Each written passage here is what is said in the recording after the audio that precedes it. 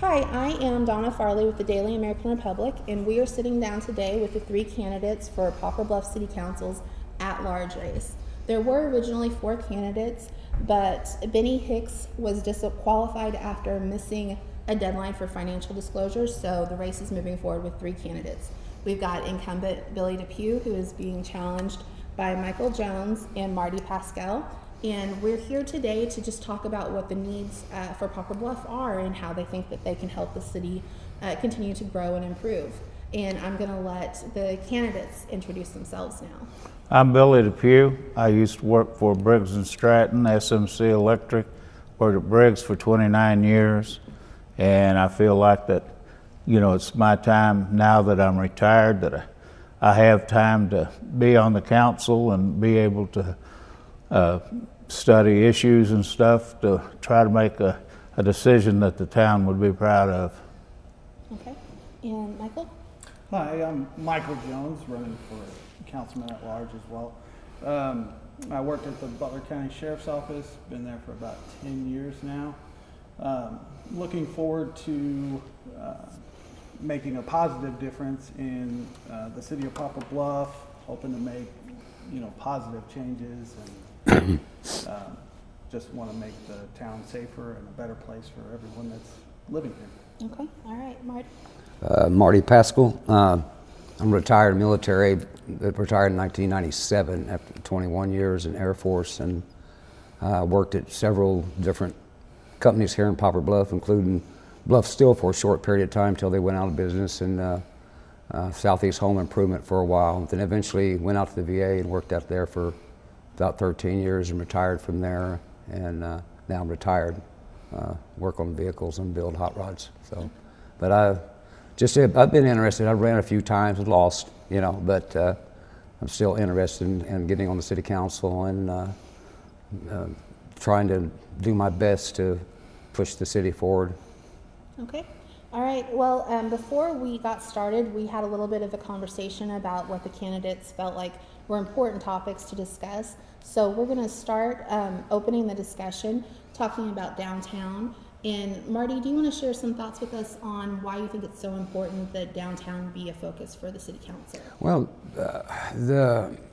it's really the history of Poplar Bluff. You look at the old photographs and that kind of stuff, all you see is these old buildings, and they're all located here, the train station and that kind of stuff.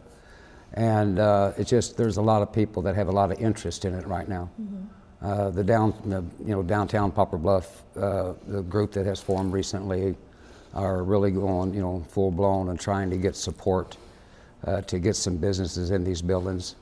And it's going to take, some effort from the city to help, be it, tax breaks or tax incentives or whatever to these owners of these buildings. Mm-hmm. They're not just going to say, oh, here, come on in here and open your business up. They're responsible for those facilities if they're still privately owned. If I understand, they are. Mm-hmm. So it's going to take some teamwork, basically. Talking with owners of other businesses in town and get ideas from them. Talk to them. Hey, what if you were going to move downtown, what would it take for you to move downtown so that somebody would have a kind of a guideline to what they'd have to do to get in one of these buildings. What do you see the city council's role in helping progress downtown to be? Support, whatever they can financially afford to support. I saw some pictures on that downtown. They had that meeting at the Rogers Theater, and some of the pictures they had on the streets, like trees planted and walkways and the buildings decorated and that kind of stuff. Well, the city could help on certain situations like that, but I'm not privy to what's going on and what the finances are at the city right now, so I couldn't say, hey, we need to do this, but it's something that can be looked at. Okay. What about you gentlemen? What thoughts would you like to share about downtown and how you think the city council can be involved in helping, or what needs to take place? I'm not too sure what all the city council members can do supporting, but I do like the tax break ideas for like new businesses that are moving in that would, I think, definitely help them stick around a little longer. And I guess that would be a lot of support from the council. I don't know financially, like he said, what the council can actually do for downtown. So. Okay. All right. Billy? Yes, downtown, they've got the new organization, Go Downtown. They've had several meetings. They had over 40 plus people at their last meeting, and they're striving to try to get funding, which should come from maybe the tourism tax. And we've had a little bit of difficulty in there. Most of the funds that was turned back over from the Chamber of Commerce has been earmarked for adding on to the farmers market. And we're wanting to, or the downtown corporation, Go Downtown, is wanting to operate the farmers market for them and stuff, and turn the money back into them and try to help them and get it going. Plus, then get on different projects. Number one, you got to have the infrastructure of sidewalks and stuff like that to make it safe for the people. But there's envisioning having not offices, but outside patios and stuff to where people can come through, sit down, maybe have a sandwich or something, or some form of entertainment maybe at times, in the square. Just a whole bunch of resources. And they're looking at Main Street, which is an organization that helps you identify the goals and stuff and try to put it in steps to create and do. But the biggest thing is getting the money to do this. A lot of this real estate's tied up, and it's so expensive to acquire right now, which a lot of backers kind of back off because they know that they're going to have to do a lot to the building. And it would be nice if we do the facade of the building as it was, or close to it, of the time. But the rest of the building probably needs to be all new. So that takes a lot of money. Now, in the past, the city has been able to apply for grants to improve the sidewalks, and the city does have control over what kind of statutes they put in place, what kind of regulations they put in place downtown. Is that somewhere where the city council might be able to look at helping business owners through some of the regulations that the city enforces downtown, or like you said, tax incentives or special taxing district? Well, right now, we've been really stalled on any grants because with the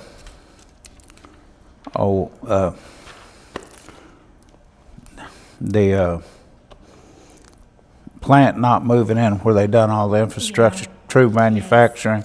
Without them moving in stuff, that just killed our grants until we get all that paid back to the state. And we are in with true manufacturing. They have been making, I think it's $100,000 a month payments, and this March they're supposed to make a balloon payment at the end. So then that will free us up to apply for grants. Yeah, when the DAR reached out to True Manufacturing at the end of 2025, they were on track and making their payments as required. The city can't apply for any more community block development grants until True Manufacturing repays some grant money that they had received but hadn't finished the work that they were required to do in order to meet the terms of that grant. But they are on track at this time to finish those payments.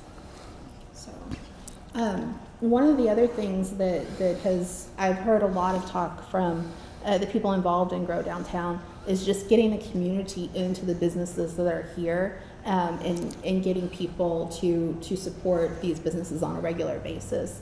Is that something where you think the city council might be a champion of downtown and help encourage the public to just show up for these businesses that are here.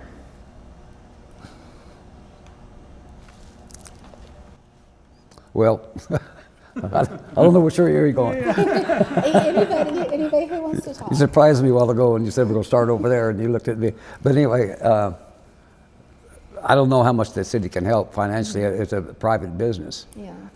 You know, I mean, they can encourage it. They can bring it up at meetings and put it in the paper, you know, things like that possibly. But, you know, the advertising and that kind of thing, you know, I don't know where the city, he's the one privy that, I don't know where they could draw the line. I don't know what the city's able to do, because I haven't been able to look at what their regs are, that kind of stuff. But in most private businesses, they're going to have to do the advertising. They're the ones going to make the profit. Yes. So I'm sure the city could help, but I have no clue right now what they could do. But it sounds like you're open to looking at. Oh, yeah. Oh, absolutely. I just don't know. Okay. Mr. Pugh may, but I don't know. Is there anything? Did you want to share anything else about downtown? Yes, I was thinking maybe the chamber could also work with the council and possibly get some type of event or something, you know, out there to help the new businesses that would come in that area. Yeah. I think that would be a good thing for the area. Yeah. There's been a little bit of a break between the chamber and the city, so I'm not sure how quickly that fracture is going to be healed, but maybe that's something that the council could or should look at going forward. Well, we don't hold any animosity against anybody. You know, it's all done, it's gone. You know, we had our reasons to do what we did and stuff. We studied them, I mean, for weeks. We'd look at a lot of the CIDs from Springfield and stuff. And then your state auditor and them also had concerns about CIDs because they're virtually uncontrolled. Yeah. And we didn't want to see anything that was so wide open that it could hurt the city in the long run. Yeah. So, you know, it was like 60-something pages long, you know, the CID itself. And, you know, it's just a lot of people that signed for it never read it. And then a lot of them, when they read it, they didn't want it. And we was hoping they'd come back with something else. You know, we didn't want it to die or disband or anything. Yeah. But it happened. And, you know, we was willing to work with them if they want to change boards with Summit or whatever, you know, some of the individuals. And we went to present our case, and, you know, they was nice enough sit with their backs towards us during you was there. Yes. During the whole thing, and wouldn't even turn around and talk to us. So, you know, but that's in the past. They planned some celebrations like for, isn't it June? For the 250th anniversary. All-American, Yeah, the All-American. And stuff. All-American weekend. So. Which will draw a lot of people downtown, you know, and we'll be glad to work with them on that. Anything, you know, we can do to help. And so would the Go Downtown organization, you know, because it's all in the name of the city that we all need to get together and do it all. Absolutely. Can I ask a question? Yeah. CID? Community Improvement District. Yeah, district. Okay. It's a special taxing district. Okay, because he would look at CID in a different way, and I'd look at CID in a different way. So that's why I'm asking. Okay. It is a whole different language. community when you what? get into- Yeah, it what it is the businesses that charge taxes in that CID area that's outlined pay 1% or charge 1% from you more, and then it goes into this fund to help. Help redevelop. Right. Okay. Okay. And That makes sense now. there's several CIDs in this town, if you look them up, and they can charge the 1%. But then a lot of times we looked and seen, you know, administrative fees and all the other fees at the top and leaves $500 and something to be spent on the business in a year, Making sure that the right structure or Right. foundation is in place so that those funds Right. are serving the community the way that you want Let's do it. intended. Do you guys want to move on to one of the other topics that we've discussed? Yeah. You had said that you wanted to talk about illegal gambling machines. Do you kind of want to kick that conversation off? Yeah, sure. So we have several businesses in town that have these machines that are technically illegal, and but they operate in this gray area, and they're unregulated cash flow. So you get these machines in here, and you've got not the best clientele going in these businesses and gambling their money, and then you have officers having to respond for disputes and things that go on at these businesses, which increases crime rate and call volumes and all that. And there needs to be either regulations placed on them or outlawed altogether within the city. I know that the state has been making some movements in that direction. Is there something that can be done at a city level that would also help address this? Yes, ordinance could be passed to outlaw them. Okay. All right. Is that something that either of you have? Yeah, I got on a couple of website or groups like Poplar Bluff Uncensored and Poplar Bluff News and that kind of stuff, and I just ask, hey, I'm running for council. What is your biggest concerns? Just tell me what your biggest concerns are around Poplar Bluff. Gambling machines was number one. Okay. I bet you it was 75%. And a lot of them, the people were saying, my husband or my wife, blows all our money on these gambling machines, but so there were some aggravated people too, but there was other people that just don't have anything to do with them, but says, hey, what are we doing? These gambling machines in Poplar Bluff, and so anyway, like I said, it's about 75% of all the people, probably out of all of the groups, there's probably 75, 80 people responded. And like I said, it was a majority. So that's something that you'd like to see the city address, if there's something that can be done at the city level to help with that? Absolutely. Okay.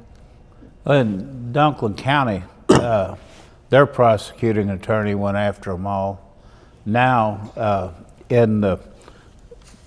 I think it's federal courts with the state attorney, they sued the law, or the machine manufacturers sued the state attorney or the law to test whether or not it would be upheld, and it was upheld. And so that's a good precedent set there. But in Dunklin County, the county prosecutor had them go through the county and round them all up and stuff. So I think that's basically where it has to start, unless it comes from the attorney general down. They back it, but there's got to be a law enforcement agency to go after it, and I think that's where it's kind of stalled up. Yes, the city does need to adopt an ordinance on that, and we'll probably be having it on our meetings pretty soon with all this coming, so that it can be forced at the local level as well as the federal or state level too. Well, who'd come and get them? Like, would you guys just go in there and take them? Or, if, let's say the ordinance passed. The Highway Patrol. Highway Patrol. These State. guys, they would have to come and... Now, they might help them. Okay, so, but the Highway Patrol would be the ones responsible for just... That's where it was then. Yeah, okay. That's what happened in Dunklin County? Yes. Okay. And they won't really come and get them unless they've got the backing behind them from the prosecutor on up. Oh, okay. But they was one of the first state or counties around here to do it. They've been actively working on it. All right. One of the other topics that we had discussed as a need for the city is bringing in additional industry and retail. Do you want to talk about that? Yes, we have some land and stuff. I mean, they've brought in like Empire and Briggs in the years.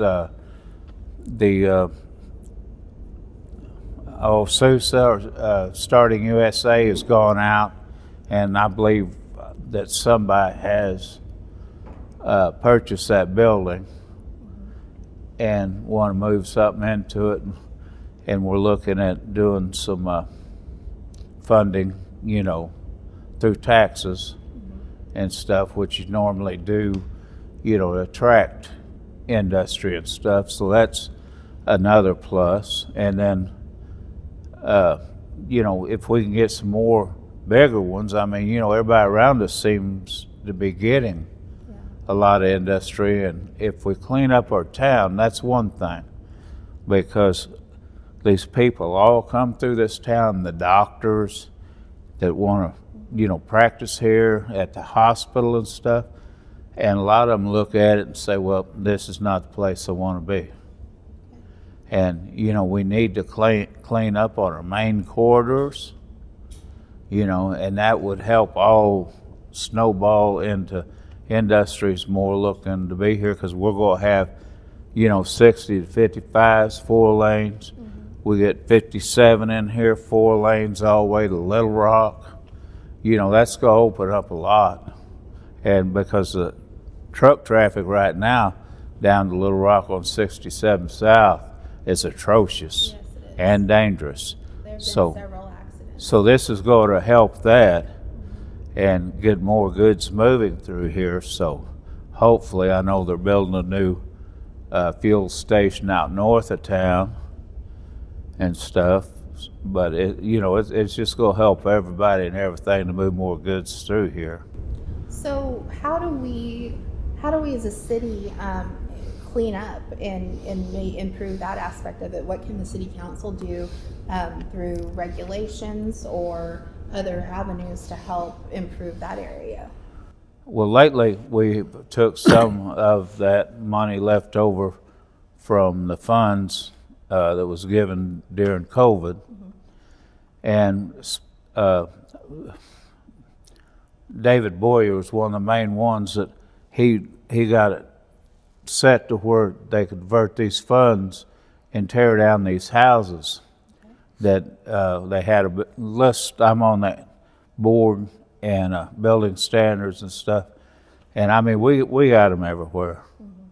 And a lot on the east side and stuff, has been there for years and been slated to be torn down ahead of a lot of these others.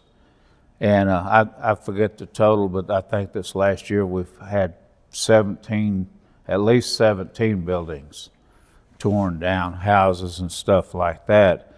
And we just need to continue that. And plus we need to encourage the business owners, the house owners, to clean up their properties, make it look better, because like you go to the bigger towns, you walk into a store out front and it's just well manicured, it's presentable, it draws you into there.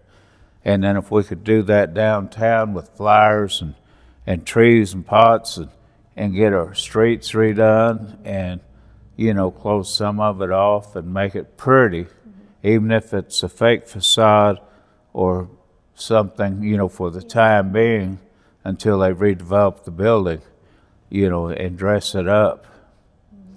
And that's what they want to do, is like a Cape and stuff. We've talked to them some on what they've done downtown. So you've talked to a lot of other communities. Oh, yeah. That's working for them. Yep. Okay. All right. And, in the main street, there's a lot of that too. Yeah, absolutely. Marty and Michael, what are your thoughts on how we can grow industry or improve how the community looks? I agree with Billy. I definitely think the town needs to be cleaner just to attract more people. And just like the festive times of the year, like we do the flags down 60. And I think it would be great if we could do more things like that throughout the year, dress the town up, attract more people. Whatever we can do to get the businesses here and stay here ultimately helps the community as a whole. So that would be great. And I'm sure you've seen when there are a lot of derelict structures, it increases crime and just things going on that we'd rather not have going on in the community. So I'm sure you've seen how that impacts. Yes. I mean, you have a couple of homeless camps. Just the foot traffic around those areas are not the best. I mean, they're breaking into the houses that are already broken down and camping out and stuff like that. So, I mean, if we could potentially get rid of those and clean up the lots, I mean, that would be terrific. That would, clean up the area for sure. And definitely bring in more people that would want to build here as well. So. And lighting. Lighting? Better lighting? South side, you go down, there's places you can drive down south side at night and you can't even see a house. There's not a street light for blocks and blocks, and then there's people standing, every other yard and that kind of stuff, and you don't even know it till you get up on them. And, lights make roaches scatter. And, I mean, it's not talking about anybody in particular, but it's just a fact. And there's a lot of people down there, and the reason I'm saying that is because one of the little questions is the south side street lights. That was a kind of a big, if they're 20% or something, whatever. But there's a lot of people that saying, their cars get broke into, and it got us having so much they don't even call the police anymore. They try to catch them themselves, because I mean, it's just like, because there's no lights, it's just dark. And my wife has some friends that live down there, and she went to pick her up the other, a month ago or whatever, and it was just pitch dark on her street. She said she couldn't see, So anyway, little things like that the city could possibly start looking into in the future. Say, when they have I don't know how the streets are funded, or the lighting, or the street lights, or nothing. I don't know how that works, right now.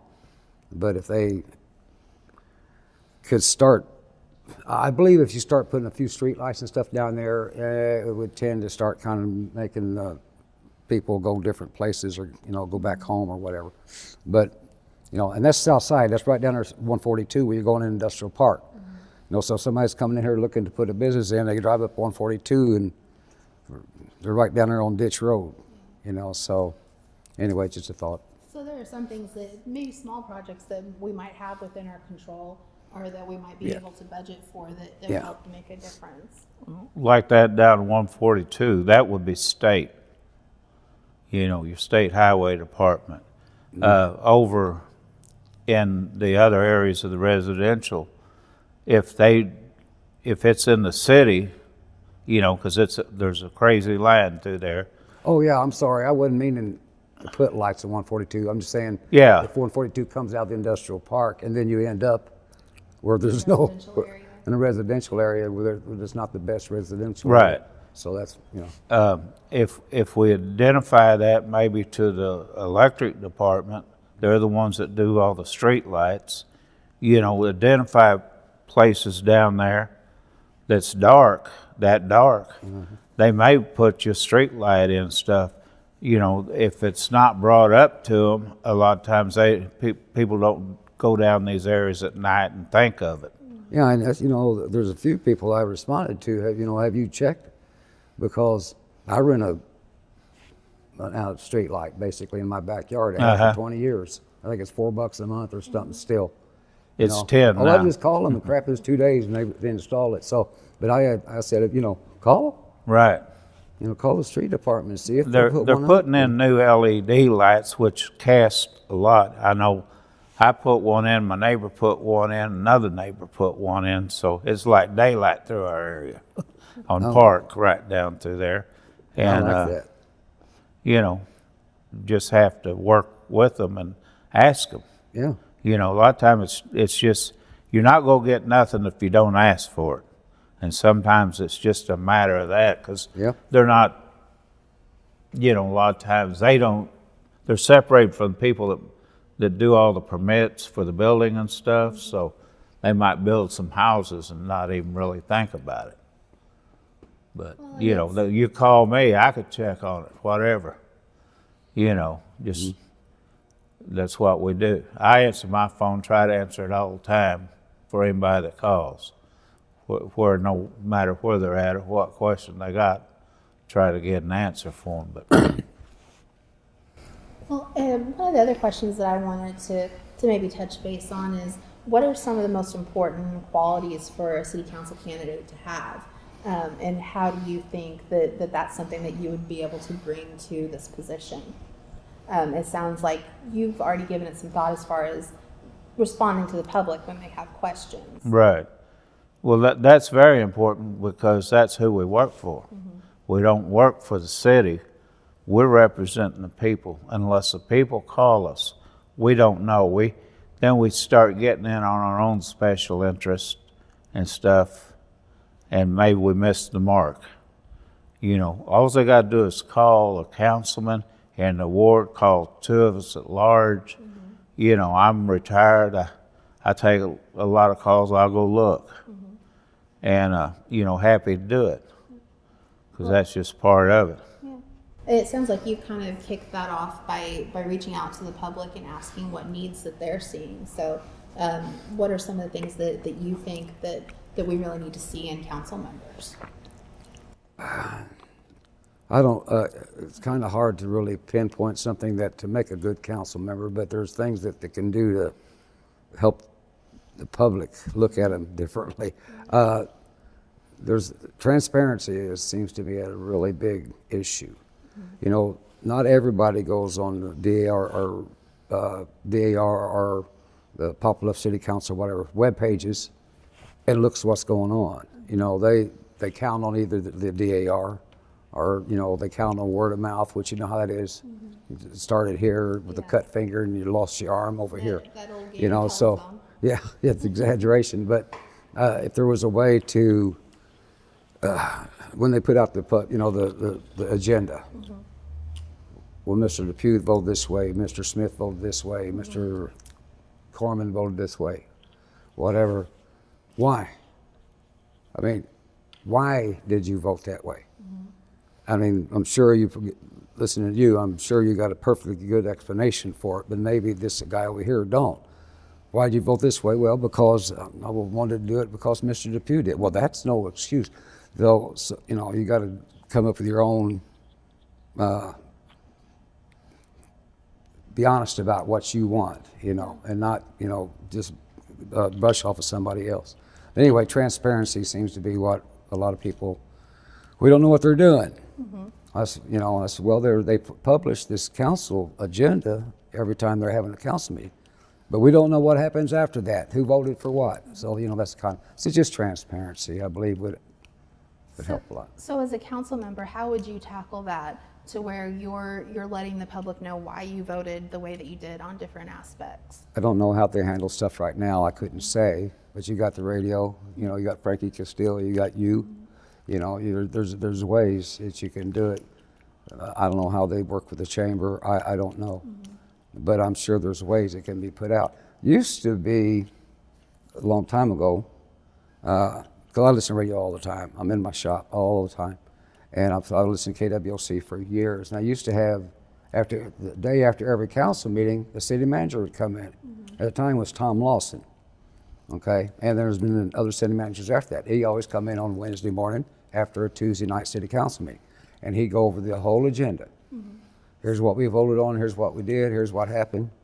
So maybe And that's kind of faded away. more from somebody who's at the head of the city, whether it's the city manager, maybe the mayor, somebody who Or is a speaking, different or council member different council members. so you only got to do it once every 7 weeks. Yeah. It is on YouTube. Or 14, is it? All the meetings that we have is on YouTube. You can hear us speak and whatever, and watch us. You know, watch your facial expression in case I roll my eyes or something. You call me and ask me, why'd you roll your eyes on that? You know. Well, that's probably why But, they stopped the You know, radio if thing you is want to more- know anything, call your councilman and ask why did you vote that way, or what way did you vote? You know, and it's right on YouTube, And if it's controversial, they'll tell you how we voted. Well, Michael, what about you? What do you think we need to see with our city council members? I would say probably just doing what the people expect you to do. Just, I mean, if it makes sense to the people, obviously you're talking to the people, getting input from them. If you have 90% of the population telling you, hey, let's go this way, Yeah. I mean, that's gonna influence you heavily. And I would consider that being the right thing to do. Listening to the public, making that a priority. Yes. Okay. All right. All right. And then this is kind of another question we hadn't really discussed, but I did want to touch base too. Poplar Bluff is going to start looking for a new city manager at some point. What should we be looking for in a city manager? How do we fill that role in a way that is good for the community? Michael, do you want to start? I would say someone very dependable, with great management skills, very forward with, information he's gotten and directed towards the council members for decisions to be made.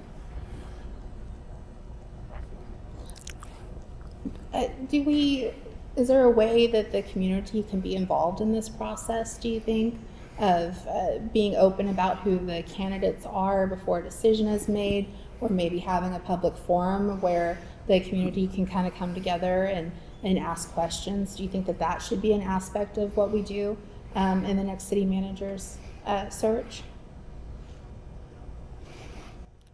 Well, you get in personnel matters, in hiring.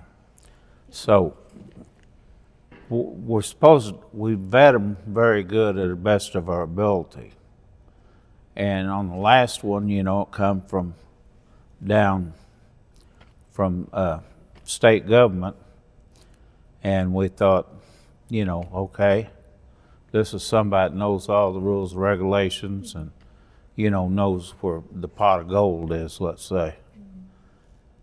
But, things happen that you do miss your mark. But, looking forward, we're going to learn from it. We want to see all the candidates and go through every one of them ourselves, a council, and each individual, and, check backgrounds. We thought we really had a good one this last time, and it just didn't work out. I mean, it's unfortunate. Everybody makes mistakes, Absolutely. and how you handle that mistake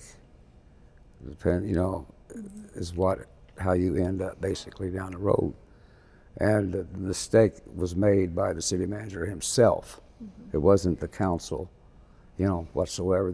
They were not at fault at all. They took his credibility or his credentials and voted him in for that reason. He just made a big mistake and handled it wrong. So, it could happen, not that it would, but it could happen to a lot of people. But it's so much easier to say, hey, I messed up, I'm sorry, I'm getting help, I'll be back in a couple of weeks, forgive me. And you know what, in a month or two, I'd have blown off, but it was handled wrong. And he paid the price for that. But they handled it right. They're going after the right people, they checked their credentials, they voted on it, they voted what they believed because of the individual. It's just like Mr. Depew said, some of them just don't work out, You've seen sheriffs fired, I've seen colonels fired. It's just the way it is sometimes. But just what he was talking about, they got that refined, it didn't work out this time. But, it'd be kind of hard to get a public forum, because with some of the people in Poplar Bluff, you're going to have jerks wherever you go, and then they'd be yelling stupid stuff and all kinds of different things. So right now you got 7 people deciding that position. And so it'd be kind of hard to get out and get a public forum going unless it was something to do like a call-in radio with an 8-second delay or something, Have some sort of constructive conversation with folks. But let me interject that, anybody can send us in questions. We need to ask these people as we go along. We'd be glad to take anybody's input, because that's one thing we lack is input. You know, probably most discussions of this would be in a closed meeting.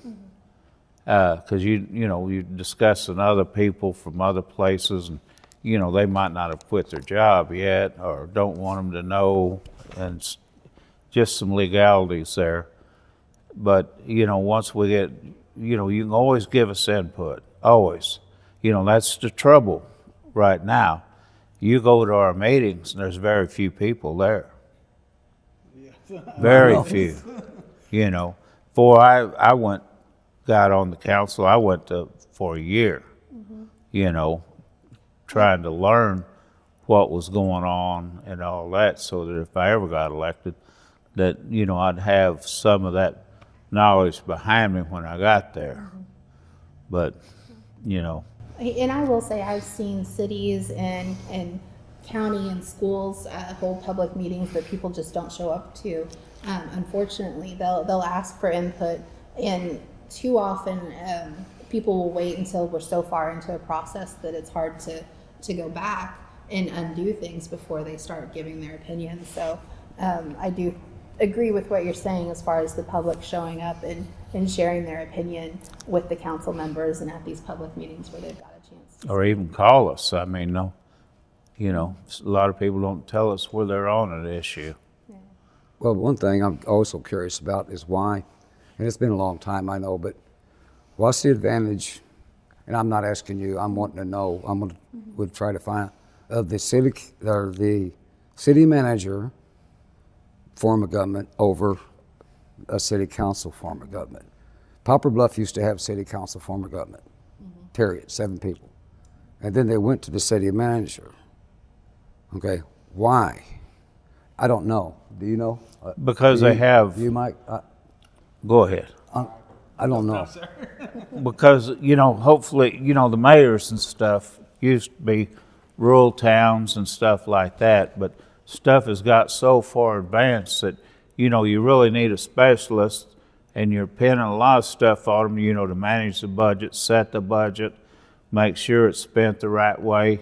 You don't have people that can keep up with the laws. I mean, they've just morphed, all the laws you got to follow and stuff. And it just needs the band director basically up there. Mayor may not didn't have time to do it all. A lot of them had to work because the salaries wasn't that good. It's just a upper management tool. And then the council decides, and the council's actually the whole council, not one person, not the mayor, nobody. All 7 together is his boss. And you monitor how everything's going and judge it accordingly. And basically he answers to the council. So we have obligatory to watch, also of the things that's affecting downtown, make sure everything's aligned the best that, the city can do it. Yeah, that's a good explanation. I'm looking at you, but it's blinded me to look at you. Sorry, yes. That's why I keep looking away, because I look at you and it hurts. Reflection on my head's all I what can you're see talking is your- about. I can't see your I think face at that's all. what he's talking about. I can't see your face whatsoever. It's just a. Even you both moved. We moved the light too. The reflection. Yeah. But no, that's a good explanation. But it does. It makes sense.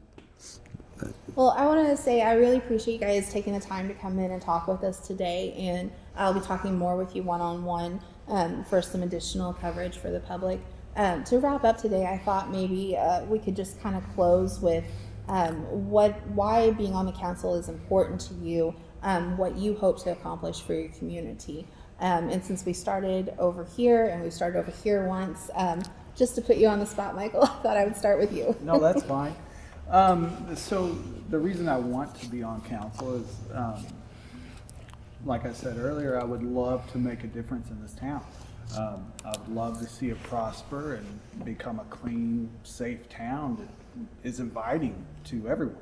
I just think that's very important, and I would love to be a part of that. So that's why I'm running for council. Okay, all right. Billy? I don't want to miss that $1 a year. There you go. That's what we get paid. But, you know, to have the transparency in government and stuff and try to make the best decisions that we can for our locale here, you know, and it takes all of us. And we're trying to make the town look better, but it's a big deal. You know, we've let it's come down so far, it's hard to get it boosted up. You know, you got to get your individual homeowners interested. And if we can show some progress someplace, that boosts a lot of it up. So that's one of the main things we want to shoot for. And then we really need that use tax passed. That would really help us here. I know people don't want any other tax, but I mean, this is just tax on stuff that you get off the internet, you know. Yeah, a use tax mirrors what you pay at brick and mortar businesses here in town. So you would pay the same thing on certain internet purchases, whether you bought the shirt from Amazon or if you bought it here from Walmart. A lot of people just don't understand. They hear the use tax and they're scared of, what am I using? You know, but it is a tax on goods purchased over the internet. Okay, let me add to that. I buy car parts. A lot. A lot of car parts. Okay, and I attended that meeting when they were going to do the internet tax. And sir, I respect your beliefs, don't get me wrong here. But I attended that meeting, and they could not explain to me who is going to be the one that gets that tax and who's going to regulate, you know, basically who's going to take care of the money and what's going to happen with the money. Okay, because I had an invoice and I didn't bring it, obviously. But here we get an example. They said, well, if it's bought in Missouri, it's not going to cost. I said, I'm buying on the internet. Who's going to regulate that? Who's going to say, oh, he bought this in Missouri and we're not going to have tax him? They can't answer it. Okay? I said, all right, here's an invoice. Kansas City, Missouri, I paid Kansas City, Missouri, I paid the Missouri tax, Kansas City tax, county tax, sales tax, and some kind of fee, okay, before I got the part delivered to my house, and that was in Missouri. So there was 5 fees, 4 taxes and a fee before it got to me, and that would have been number 6 if I paid an internet tax. And they said, well, you wouldn't have to pay it in Missouri. I said, who's going to catch that and stop it? Well, they could not answer that. So the tax would be fine and dandy, but you're going to have had a way to regulate this thing first. You're not going to sell this to people. That's why it failed then. So would you say that you want to be on the council to help answer questions like that? Yeah. And to help make things clear for the public? And I understand exactly why what this good, it do Poplar Bluff good to have that, but you just can't, oh, you're taxed on this and where's it going? Because you know when you get taxed, you're never going to get that tax stopped. Yeah. So, yeah, that's just one of many, but I'm retired. I was in the military, but I was a firefighter. And I believe wholeheartedly in first making sure all the different things in Poplar Bluff, the fire department, police department, city streets, municipal utilities are fully manned, before we go out and spend the money in different places, because we have to take care of the people that we have here first, and then, go from there. So that's kind of where I'm coming from. Is because the fire department seemed like they're always undermanned, police undermanned, he knows that, sheriff's undermanned.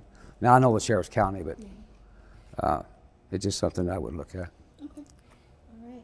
Well, thank you, gentlemen, for talking with me, and hopefully everybody will get out and vote in April, and 2 of you will be our city council members going forward after that. So thank you again for your time today. Thank you. Appreciate it. Thank you.